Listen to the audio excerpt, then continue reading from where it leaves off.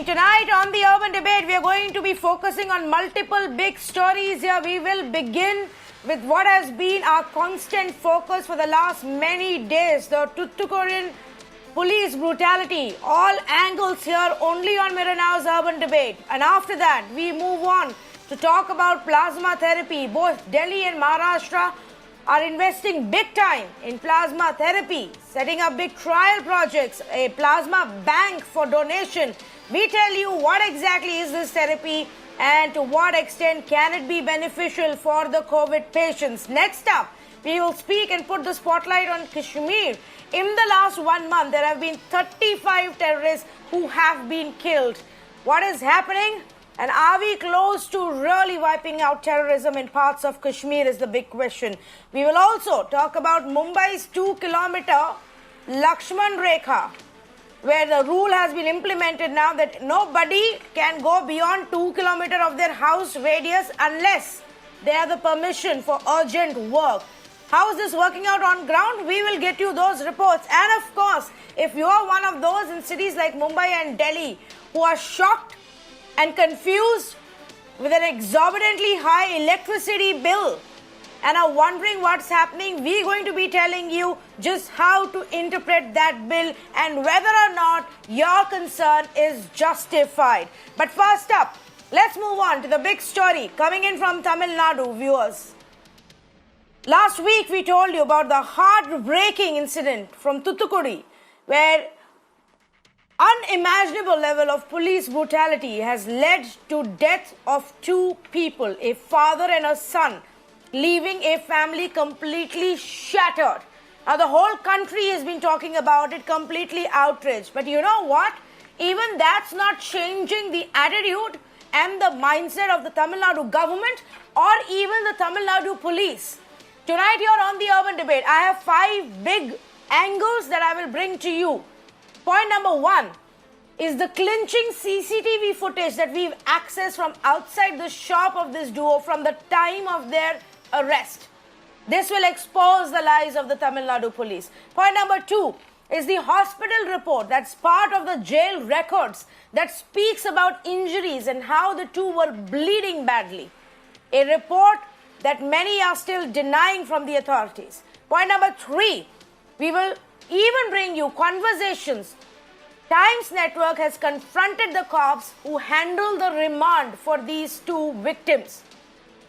And we question them about the injuries and why all of that was ignored. Point number 4, we will also bring to you versions of other people who claim they have been similarly brutalized by these very cops.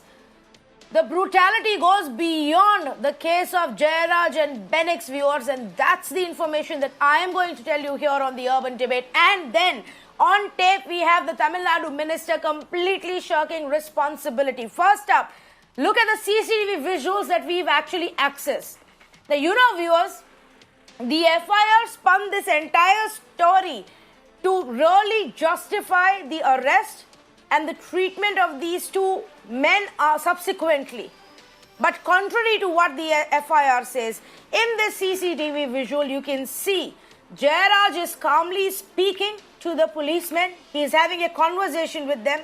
There is no argument. There is no protest.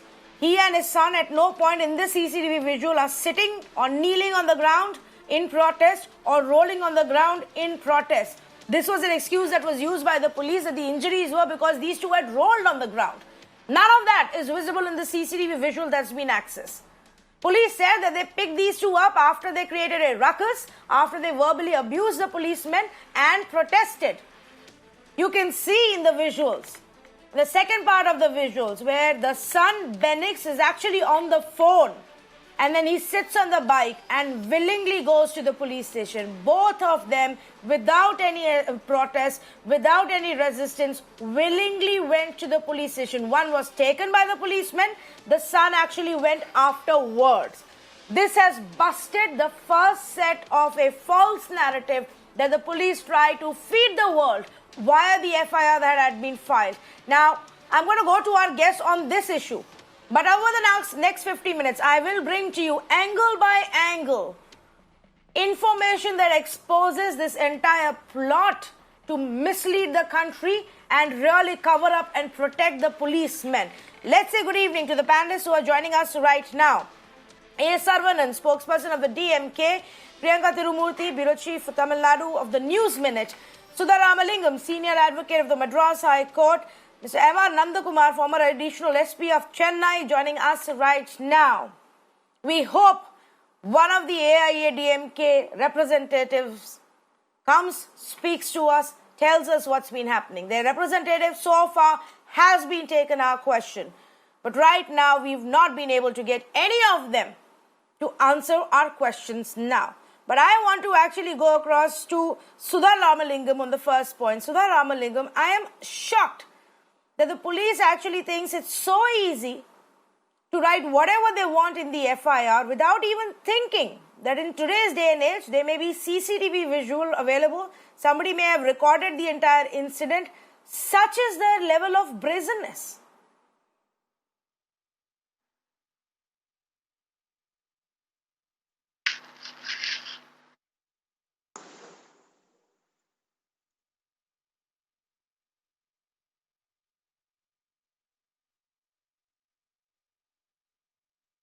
Sudha Ramalingam, good evening. If you can hear me, that question was to you. We've now accessed CCTV visuals that are in complete contradiction of what happened that night the duo was picked up. As far as how can the cops be this brazen in stitching a false narrative? I see it have the story and write it according to their own wishes and will. Except that, Ramalingam, I'm really sorry, but we are unable to. Yes, go ahead. We have a patchy audio line with you, but go ahead. Yeah. See, I am not shocked with this. We see this routinely happening. Police simply puts in on record whatever they deem fit. They do not really think about the aftermath of it at all. They try to substantiate their case. Here, it is a case where they knew that they have hit these people, injured them so much that they wanted to show that they were already injured when they were brought to the police station itself. That's the reason why they say in their FIR that there was a scuffle between them. The father and the son duo actually rode on the floor. That's what they say. And the policeman actually kindly asked them to go to the station, stop, close the doors of the shop and get out. But they disobeyed, and they also threatened the policemen, according to the FIR, with bad words, as well as that they would even murder them. This is what the FIR says. The CCTV camera footage very clearly shows that there was no such thing at all. So routinely police write such stories whenever they are in trouble as such. I'm not at all shocked with it. Yes, absolutely. In fact, let me just also bring in Priyanka Thirumurthy on this. Priyanka, you've also been tracking this story from the start. These are some shocking contradictions that have emerged. What else have you learned so far about, the contradictions of what seems to have happened and what the police has been claiming so far? From the very beginning, the police have had a very difficult time proving their narrative. So let's take this FIR itself. They have said in the FIR that they had actually been patrolling that area around 9:15 p.m., which is well beyond the curfew, which is 8 p.m. And then they saw this APJ mobile shop, which belongs to Jayaraj and Benicks. And they said it was open, number one. Number two, they said that it was highly crowded. So the police had stated that they had told the crowd to disperse. But even when the rest of the people left, Jayaraj and Benicks refused to leave. So that is something that the police have said over and over again. They said Jayaraj and Benicks refused to leave, but the CCTV footage very clearly shows, like Sudha Ramalingam said, it shows that no such incident even happened. Two policemen are seen standing in this footage, very calmly, passively standing there. They even had a conversation with Jayaraj. There seems to be no kind of aggressiveness in this whole exchange. And following this, they said that when Jayaraj and Benicks refused to come, the police insisted which is when they abuse the police. But in this footage, you can clearly see that first Jayaraj is being called to the police van that is standing right there, the white color SUV, following which Benicks too follows. And then Benicks comes back, talks to his family members. He is telling them what is happening. And at the same time, the police drive off with Jayaraj. So the first contradiction, like you pointed out, Tanvi, is of course the fact that the police said that this happened at 9:15. The stamp here says 9:15, I think, but it is 1 hour and 40 minutes past, according to the shopkeeper. So that is the first contradiction. This was just a few minutes after 8 p.m. that this whole incident took place. The second contradiction, of course, is the fact that I think we can all see that there is actually no crowd in front of this shop for the police to be dispersing. And the third contradiction that we need to look at here is there is no rolling around. There's no sitting on the ground. So this brings us to a very crucial question. The police blame sitting down on the road and rolling around for the injuries that Jayaraj and Benicks have seen. So if this is not how they got their injuries, how have they got it? The allegation, of course, here is that they faced brutal assault in the police station.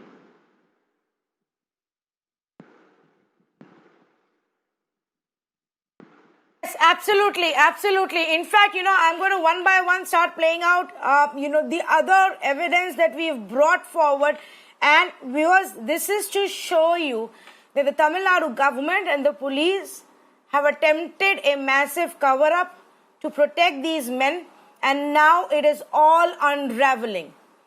And it is important to show you these versions because you need to understand just how police brutality in our country, and this isn't limited to just this one incident. This is how systematically police brutality is often covered up. We're also going to play out a conversation that we had with one of the cops who was in charge, who linked to this case, and Times Network actually confronted this cop and asked him about the injuries, about how these men got injured. Why did they have these injuries? And this cop initially says that no, there were no injuries, they were all fine. When they landed up in the jail, everything was okay. But further confrontation and cross-questioning with the fact that we have a jail hospital medical report record that shows that these men were bleeding and injured, and the cop starts to tell us a different version.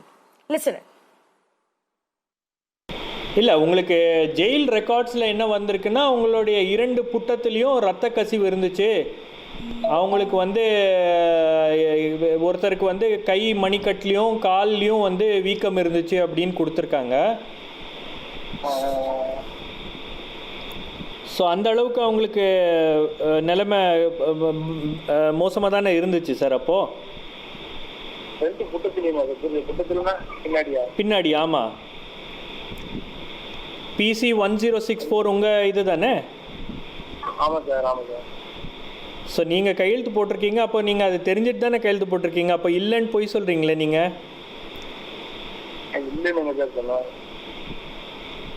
பின்னாடி அதாவது குட்டத்தில் எங்கே முத்துலையாக பின்னாடி தெரிந்த மாதிரி அந்த கையில் மணிக்கட்டு பக்கத்தில் லைட்டாக காயிருந்த மாதிரி அது போட்டுருவாங்க.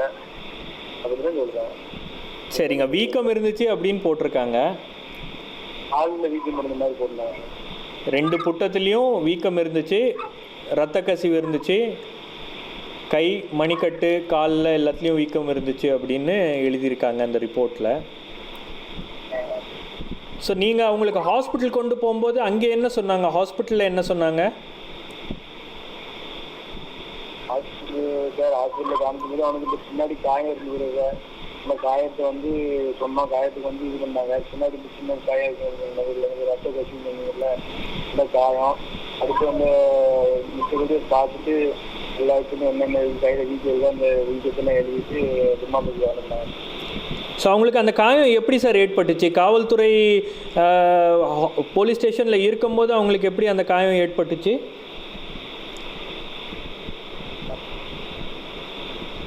சார் இல்லை, அந்த காயம் எப்படி வந்துச்சு அவங்களுக்கு?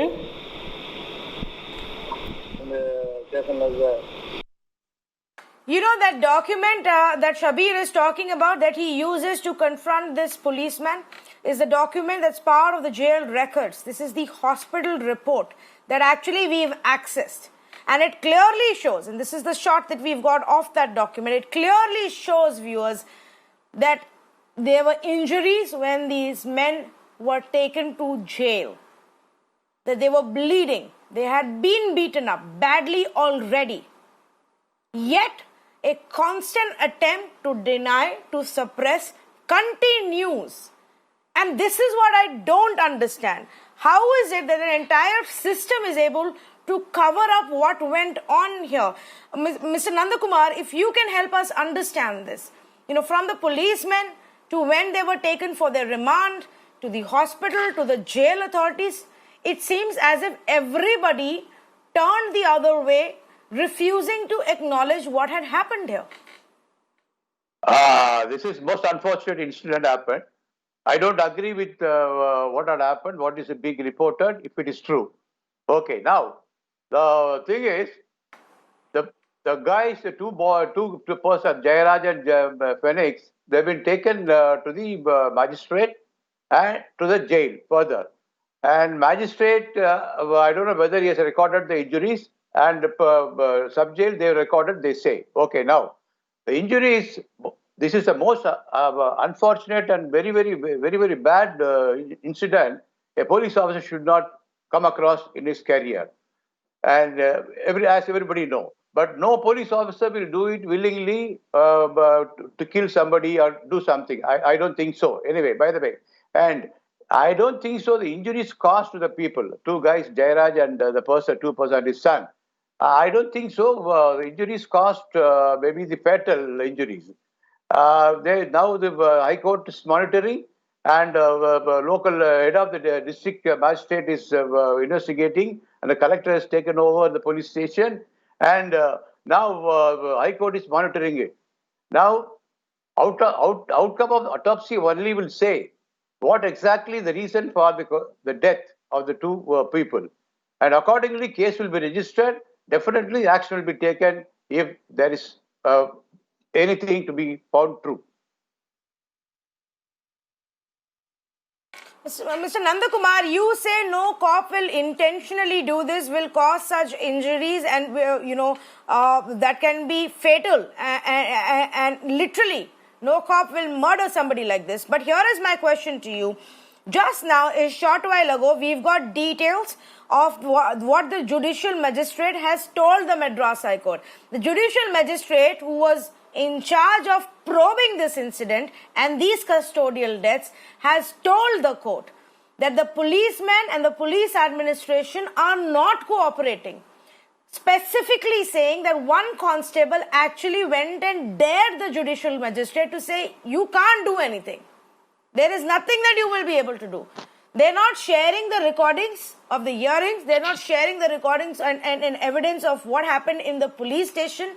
If they have not done anything wrong intentionally, then why are they not even cooperating with the judiciary? Okay, now, the police station has been asked by the government. Collector has been asked to take over the police station now, as you know. So, collector will definitely there, he cannot say no to the judicial officers. The constable, rank of constable, he talks something which cannot be taken into account. I don't think so. Because collector has taken over the police station now. It comes to under collector control. So, collector will definitely give all details. Nobody can hide things. But that's only now, after the Madras High Court has asked the collector to take charge of the police station. And in fact, let me tell our viewers this as well.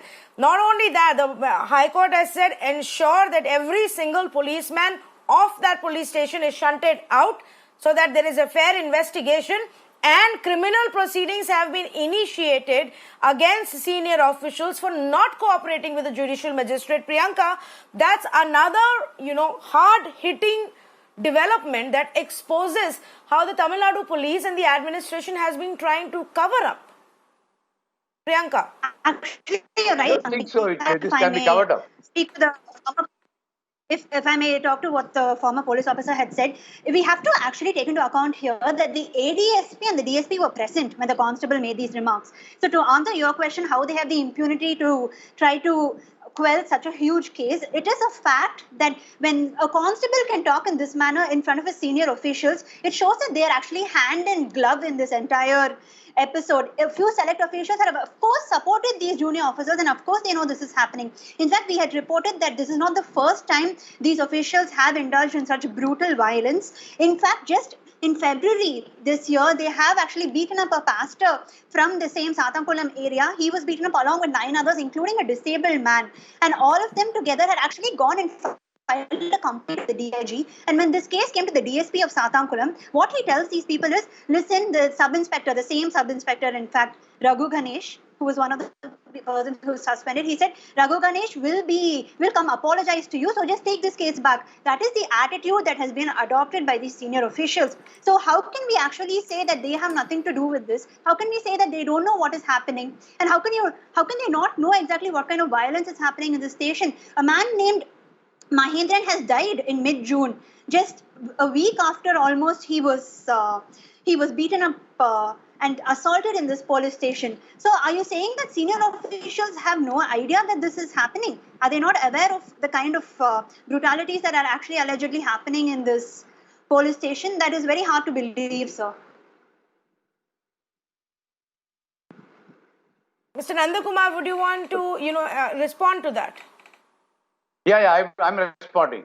Now every incident will be reported to the police superior officers, of course. Senior officers will be informed about, no doubt about it. But this has happened all of a sudden. All of a sudden, this cannot. No one can expect this kind of thing can happen. So my entire point is that this is not all of a sudden. From 2013, these inspectors, the sub-inspectors have records of actually having done various forms of violence against several people. In fact, Mr. Balakrishnan, the sub-inspector, has settled out of court with one of these, with a victim named Vayapuri in Tirunelveli district when he was posted there. So let's not say that this is all of a sudden. This has been coming, and to a large extent, the senior officials have turned a blind eye to this.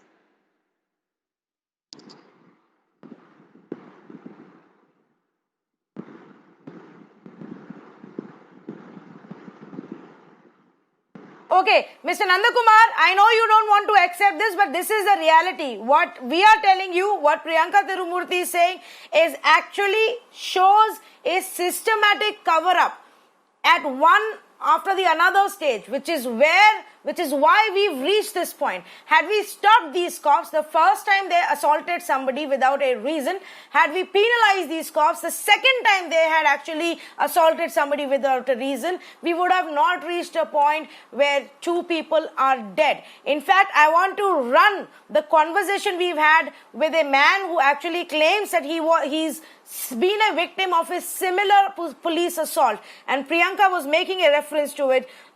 In fact, listening to what this person told our reporter about a previous incident by the same cops. Listen. அது என்ன பிரச்சனை? அது என்னாச்சு? அது அந்த கேஸ்ல madam, அந்த இது நாங்க சர்ச்சி பாஸ்டரா இருக்கிறேன். இங்க சாத்தாங்குளம் அப்படிங்கிற தாலுகால பழனியாபுரம் கிராமத்துல சர்ச் வச்சிருக்கிறோம். ஓகே. நாங்க தேங்குளம் அப்படிங்கிற ஒரு கிராமத்துல போய் ரோட்ல நடந்து போற மக்களுக்கு நாங்க அந்த துண்டு பிரதி கையில கொடுத்தோம். ஓகே. இந்த காஸ்பல் ஸ்ட்ரீட் அப்படிம்பாங்க துண்டு பிரதி மேடம். அத கொடுக்கும்போது வேற சிலர் போன் பண்ணி சொல்லிருப்பாங்க. வேற எங்களை போலீஸ்காரங்க கூட்டிட்டு போய் எந்த ஒரு விசாரணை இல்லாம ரகு கணேசங்கிற அந்த எஸ்ஐங்கிறவர் எங்களை என்ன செஞ்சாரு, எதுவுமே விசாரிக்காம நாங்க அந்த போலீஸ் ஸ்டேஷனுடைய வாசல போய் நிக்கிறேன் சொன்னி என்னுடைய கன்னத்துல அடிச்சாங்க. என்னுடைய கன்னத்துல அடிச்சதுக்கு அப்புறம் அப்புறம் உள்ள வர போலீஸ் ஸ்டேஷனுக்குள்ள நாங்க ஒரு 9 பேர் இருந்தோம். அப்புறம் எங்க 9 பேரும் உள்ள வர சொல்லி யார் லோக்கல் பாஸ்டர் கேட்டாங்க. நான் தான் லோக்கல் பாஸ்டர் அப்படின்னு சொன்னேன். அப்படின்னு சொன்ன உடனே என்ன என்ன செஞ்சாங்கன்னா மறுபடி கன்னத்துல அந்த காதோடு சேர்த்து ஒரு 2-3 அடி அடிச்சாங்க. 2 காதம் அப்படியே 2 கைய வச்சு காதல் அடிச்சாங்க மேடம். அடிச்ச உடனே நான் குனிஞ்ச உடனே முதுகுல குத்த ஆரம்பிச்சிட்டாங்க. என்னுடைய பேக்ல குத்துன உடனே அவங்களுடைய உள்ளங்கைய வச்சு அந்த அந்த முட்டு கைய வச்சு என்ன அப்படியே குத்த ஆரம்பிச்சிட்டாங்க. குத்துன உடனே எனக்கு வலி தாங்க முடியாம நான் அப்படியே கீழே விழுவும். அதுக்கப்புறம் லத்திய வச்சு என்னுடைய பின்பக்கம் அடிச்சிருக்காங்க மேடம். ஓகே. இது ஸ்டேஷன்ல நடந்ததா? ஆமா ஆமா ஸ்டேஷனுக்குள்ள வச்சு நடந்தது. Okay okay. சார் ஆய்வாளர் ஸ்ரீதர் சார் வந்து எங்களை மிரட்டி லேக்கப்ல வச்சுட்டாங்க. Okay okay. அவர் பாலகிருஷ்ண சார் வந்து ரொம்ப தகாத வார்த்தைகளை பேசி அவர் தான் எங்களை வந்து உங்க மேல நாங்க கம்ப்ளைண்ட் பண்ண போறோம்னு சொல்லி எங்களை வந்து வழக்கம் பண்ணி. Mr. Sarvanan, thank you for patiently waiting by, but I needed to show all of these elements to everybody who's watching this show. And because it goes on to prove the point that right from the moment they picked up these two men to what happened inside that police station, to the magistrate hearing and the remand hearing, to in jail, and till now, till the judicial magistrate probe, at every stage we have been lied to, and you know the reality has been hidden. Is there a systemic problem that the police is actually looking at right now? Yeah, see, rather than, of course, there is a systemic problem when it comes to custodial death, but when it comes to this case, I think this is blown out to this extent only because of the indecisiveness, the meek surrender of the political will by the chief minister. The chief minister has the police department under his control, and he is not able to, he is unwilling to give justice to these two victims. Everybody has been demanding that action should be taken against these errant cops and others who are involved. But so far, they have been successful in preventing any action against these two people. So two incidents, two important orders that have been passed in the Madras High Court today at the Madurai bench is reflecting how the government is trying to protect these people. First and foremost, they said they took umbrage under the judicial magistrate's inquiry. They said magisterial inquiry is pending, so until then we will not take any action. So when the magisterial inquiry is pending, they transferred this case to the CBI. The Madras High Court has got to say one thing on this. So why the CBI inquiry all of a sudden? The CBI inquiry is to gain more time. The Madras High Court in its judgment has clearly said, I just want to read a few lines of that. It says, there are certain procedural formalities for effecting transfer of the case in the event of the state government issuing necessary government order, which may consume a reasonable time. We issue the following directions. So the Madras High Court itself is understanding that there will be a time delay if the case is transferred. To gain this time delay, the case is being transferred to CBI. When the NHRC guideline says that you need to have a premier investigating agency within the state to investigate this case, they don't go to that, they don't do that. They take shelter behind judicial inquiry, and now to postpone taking action, they have transferred this case to CBI. Now, the second thing, the Madras High Court has taken criminal contempt, not against just the constable. It has initiated criminal contempt proceedings against an additional SP, a DSP, and the police constable, and they have been asked to appear tomorrow before the Madras High Court at Madurai. What have they done? This is the observation of the Madras High Court. It says, reading of the report of the judicial magistrate shows that the district police administration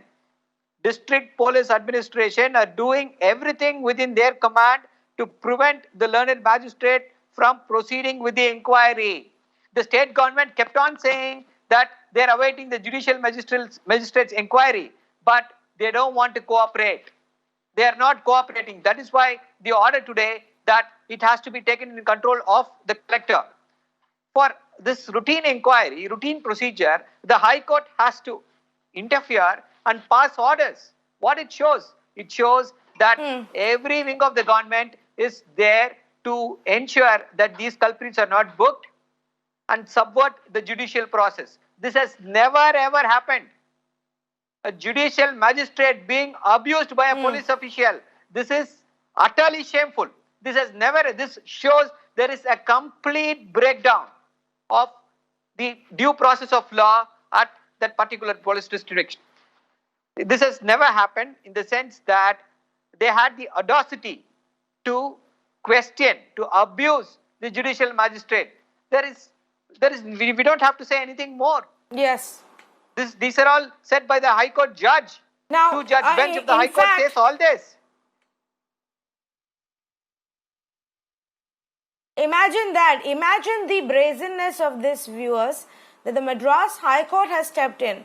The Madras High Court is actually looking at the case developments. There is a judicial magistrate probe, and the judicial magistrate is actually telling the court that our inquiry is being blocked, that the police doesn't want to cooperate with us, that they're actually challenging us, that you can't do anything. Now, I want to highlight these issues to talk about a larger problem. It's not a one-off incident. Khushbu also joins us on this conversation. Good evening. Thank you so much for speaking with us and joining us on this conversation, Khushbu. There is a larger problem here. Tamil Nadu is second on the list nationwide when it comes to custodial deaths.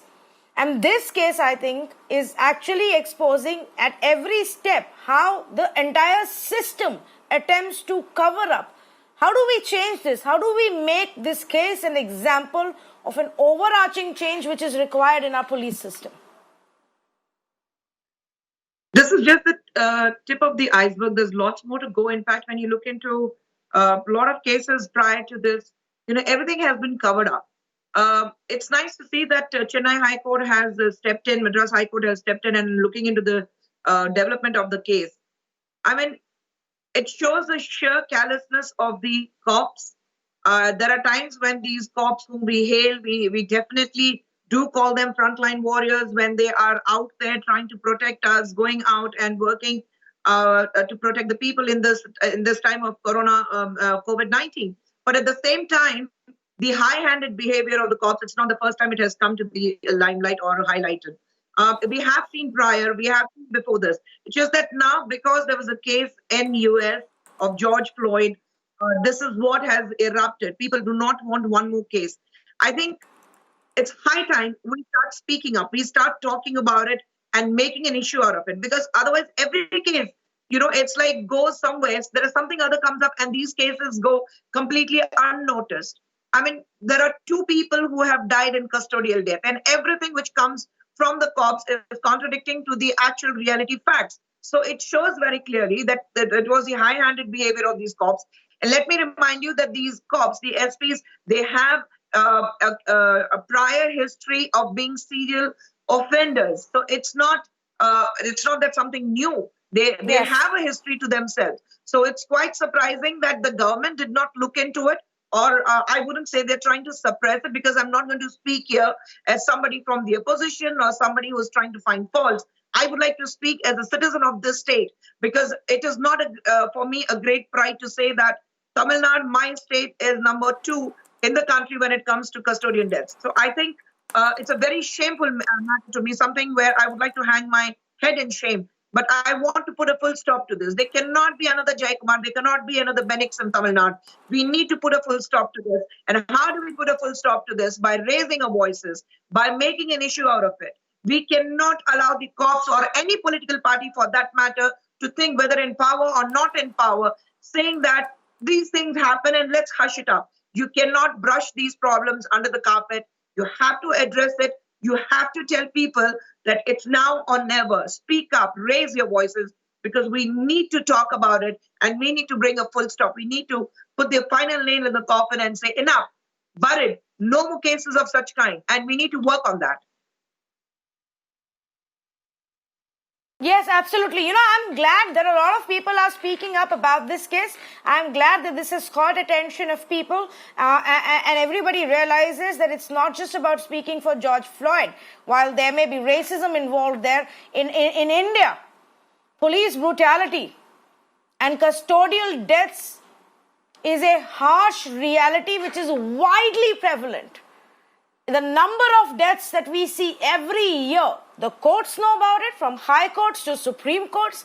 The political parties know about it. The police obviously knows about it. But somehow, nothing ever changes. Now, Sudha Ramalingam, why is that? And how do we bring about this change? Do we really have to fight every single case, have the court step in, put the media scrutiny on it, nationwide have an outrage for some change to come in?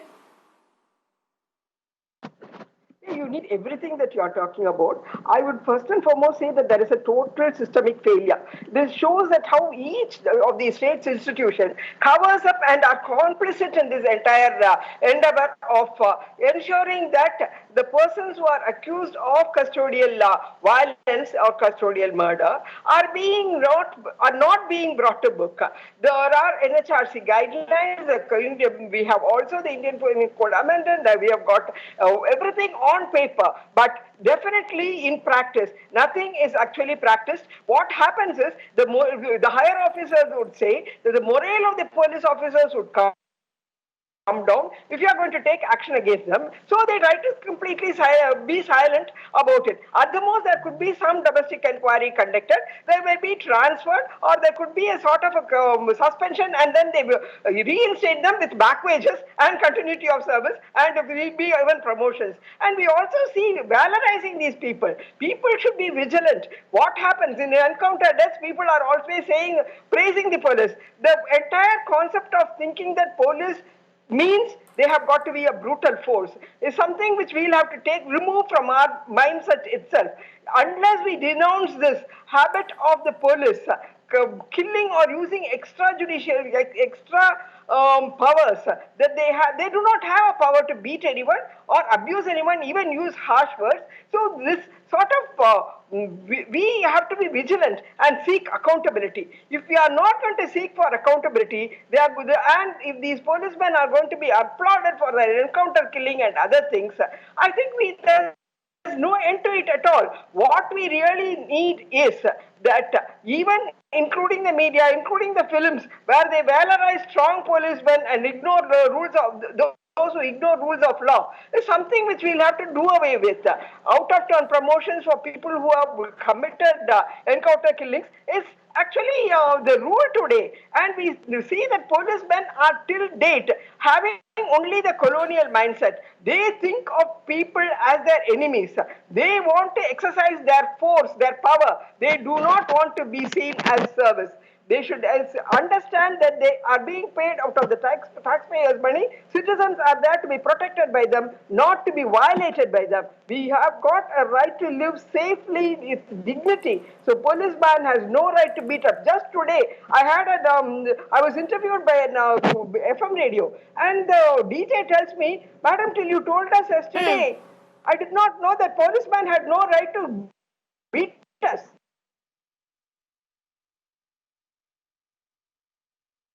Imagine that. Imagine in a country where people are actually, believe that policemen have a right to beat you up. No matter your crime, they don't have a right to do that.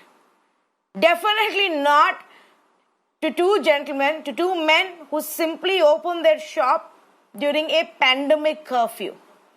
The FIR says they fought, they verbally abused, they sat down in protest, they rolled on the ground, and that's how they got injured. CCTV footage shows nothing like that. They are then taken to the police station. 2 days later, they have serious injuries, bleeding. Family says their clothes were soaked with blood. They are still sent to the jail. Their remand hearing takes place. A medical report as per process is submitted. They are sent to jail. After that, their health worsens. They land up finally in the hospital, but by then it is too late to save them. And they are dead. At every stage, Khushbu, at every stage, somebody who was supposed to do his job has turned the other way. Doesn't this prove that brutality by men in uniform has just become so normal that we don't even react to it to say, oh wait, this is wrong. What you did was wrong. Exactly. See, the people in uniform, the brutality is there for everyone to see, but not all the time. I would still say that when there are some other issues happening, there were other criminal records, we say that the people should fear the law. We have to bring in a stricter law. But then nothing changes. It's always, I mean, you say something, I say something, and keeps going on. I think this case particularly is something we really, really need to look into. This is a clear case of brutality by the men in uniform against a normal, civilized people. The CCTV camera footage very clearly shows that they did not protest. They did not roll on the floor. They were picked up and they got into the jeep and they were taken away. After that, they were beaten up badly till they bled to death. And like you said, yes, by the time they were taken to the hospital, they realized the police saying that, okay, these guys are serious. it was a little too late and they were dead. The people involved with this, we knew who picked them up. We knew the CCTV cameras are there. We knew who filed the charge sheet. We knew who made all the FIR reports. I think everyone who's involved in it, because it's like hand in glove work. You work for me, I work for you. You scratch my back, I scratch yours, and let's hush up this matter. I think every person involved in this should be taken into accountability and should be punished very severely. Like we always say, that there should be a strict law where people should be scared of the cops. I think the laws should be brought in where the cops do understand that they cannot raise a hand on the people when there's an inquiry. A law has to come in, strict actions has to be taken. These cops, everyone involved in this case, are supposed to be punished. You cannot let them go scot-free, whether the government is involved or there are the high officials involved or anybody involved. 2 people are dead, and we definitely need to get justice for them. The family is mourning. 2 people from their family, the loved ones are dead, a father and a son, a father-in-law and a husband. Children are left as orphans. You need to bring the people. You definitely need to bring the culprits. And the culprits, I say, the men in uniform, they have to be brought to the book, and justice should be delivered to Jaykumar and Benicks. Yes, to Jayaraj and Benicks and to every other single such case. Viewers, Jayaraj and Benicks, one incident, heartbreaking, brutal. But let me tell you that in 2017, as per official records, there have been 100 custodial deaths in our country. And I'm sure Sudha Ramalingam will, agree with me that this is not even the actual figure. If we actually start going into the official statistics of actual number of custodial deaths, this is what finally got registered as custodial deaths. And in none of these cases, 100 custodial deaths in 2017, in no case did we see a conviction. In no case.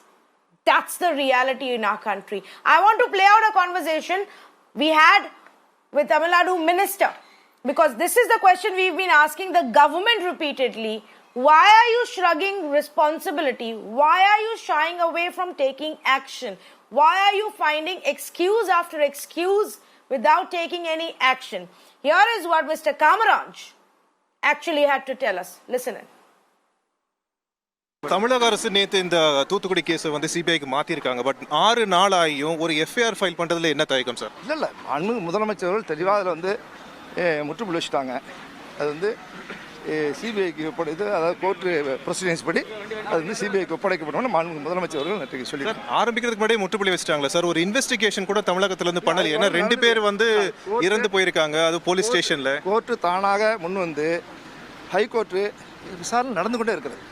நேற்றைக்கும் விசாரணை நடந்து கொண்டு தான் இருக்குது. விசாரணை நடக்காமலாம் இல்லை, விசாரணை நடந்து கொண்டே இருக்கிறது. இதற்கு இடையில தான் மாண்புமிகு முதலமைச்சர் சிபிஐக்கு படிச்சிட்டாங்க. சார், போயிட்டு இருக்கிறது ஜுடிஷியல் என்கொயரி தான். இங்கே வந்து தனியாக ஒரு இன்வெஸ்டிகேஷன் வைக்கிறதுலையோ இல்லை ஒரு எஃப்ஐஆர் ஃபைல் பண்ணுறதுலையோ என்ன சார் பிரச்சனை தமிழக அரசு? தவறு செய்துள்ள நடவடிக்கை எடுப்பதில் அது தமிழக அரசுக்கு எந்த ஒரு தயக்கம் எப்பொழுதும் வரப்போவது கிடையாது, வர அவசியம் கிடையாது. அப்போ என்னதுனால எஃப்ஐஆர் ஃபைல் பண்ண? அதெல்லாம் ஒன்றும் இல்லை, அது ரொட்டீனாக போயிட்டு இருக்கு. எஃப்ஐஆர் ஃபைல் பண்ணாத காரணம் சார்? ரொட்டீனாக போயிட்டு இருக்குங்க, கோர்ட்டு தான் நடவடிக்கை எடுத்துட்டு இருக்காங்களே. சரி, Let me just ask Mr. Nandakumar one more time. Mr. Nandakumar, what should be the process in such a case when there are so many questions and so many evidences of some kind of a cover-up? Don't you think by now at least there should be an FIR against the policeman? There will be an FIR, madam. There will be an FIR 100%. No doubt about it. This kind of cases, a police officer should not face in his career, as I told you before. A police officer, if he comes around this type of cases in his career, he loses the entire thing. Whole of his career is lost. There are a lot of cases where so many senior officers, more than the sub-inspectors, senior officers got convicted in the cases. There are umpteen number of cases, which I can, I'm not definitely remember, but there are umpteen number of cases in which a lot of senior officers got convicted. So now the CBI inquiry, as Chief Minister said, He should have delayed 2 more 3 days. Naturally, there would have been demand from the poor people, demand from the various people asking for CBI inquiry. I don't know, we have people, since he has announced CBI inquiry, now they are asking for some other agency to come and investigate. So CBI inquiry will definitely be done properly under the High Court monitoring. And plus, if somebody go to Supreme Court, even Supreme Court, there's a chance of monitoring this case. So if nothing can go wrong, as I know, definitely after the autopsy report, definitely the proper FIR will be filed and proper action will be taken. I am 100% sure about it.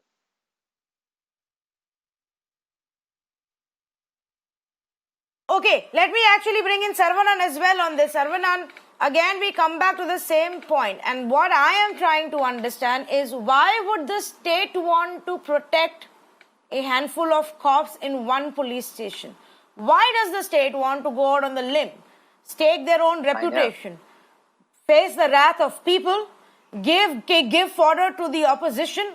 Why would the Chief Minister want to do that? See, that is the most perplexing question. We are trying to find answers to that question, why the Chief Minister and the Tamil Nadu government is going on a limb to protect these officials.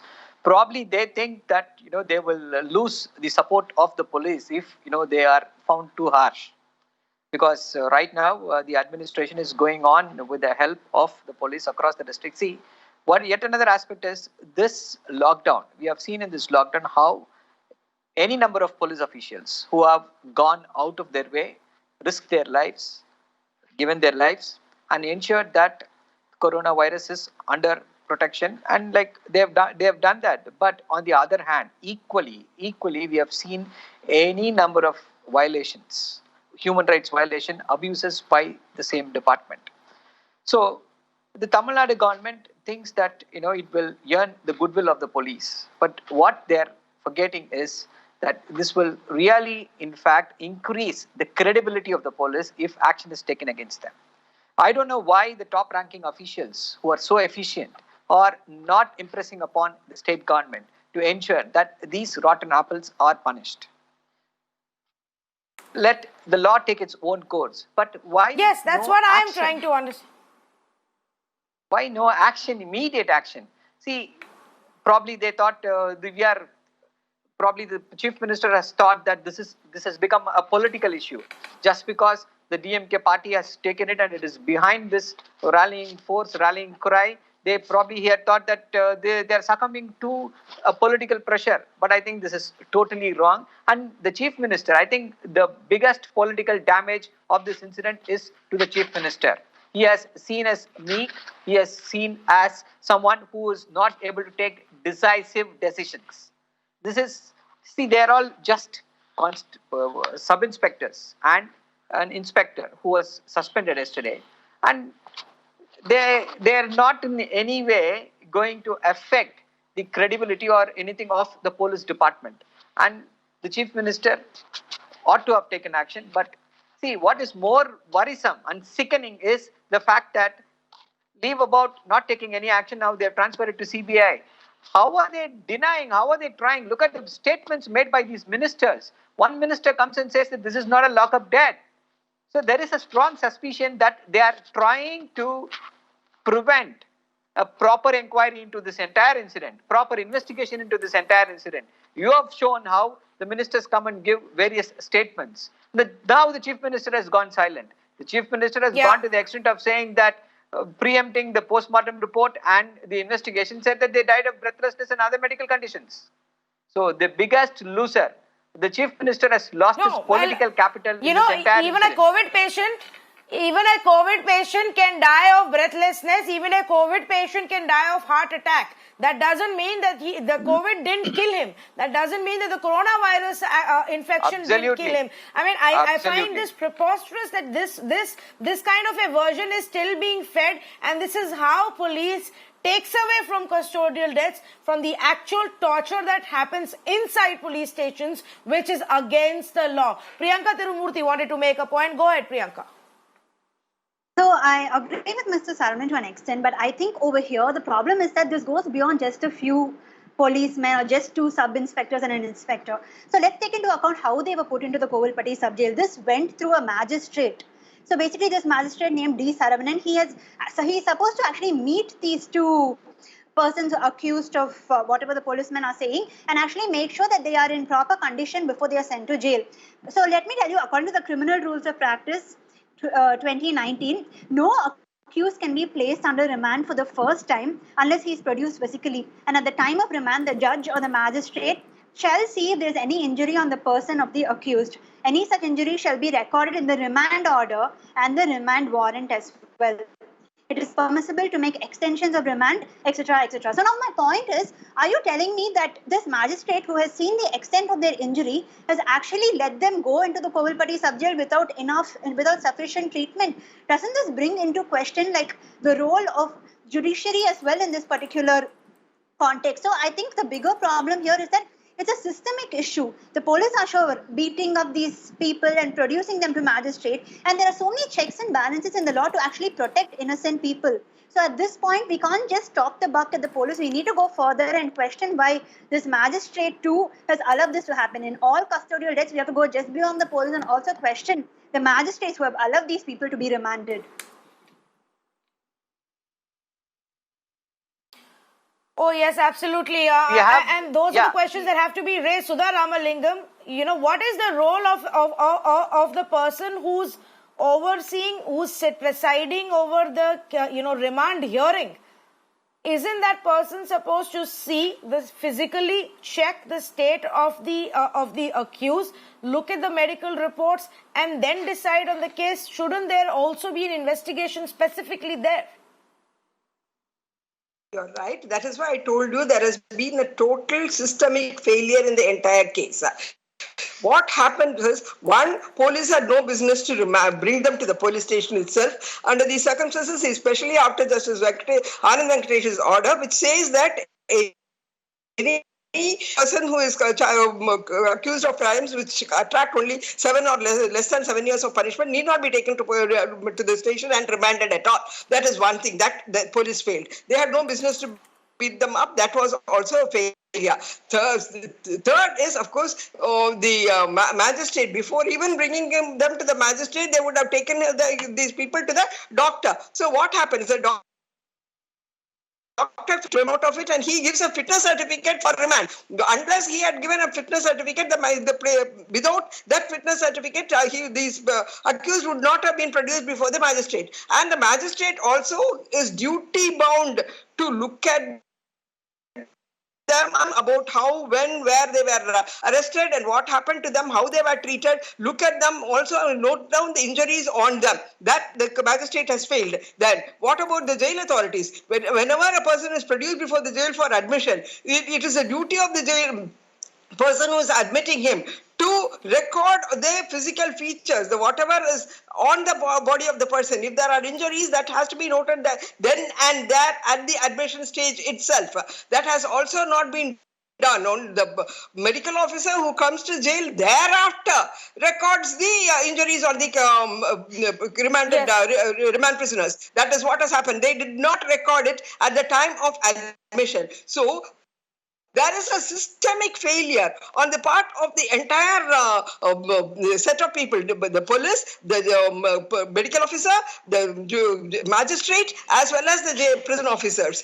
And now, after that, also, there seems to be a concerted effort to also hide these things, put everything under the carpet.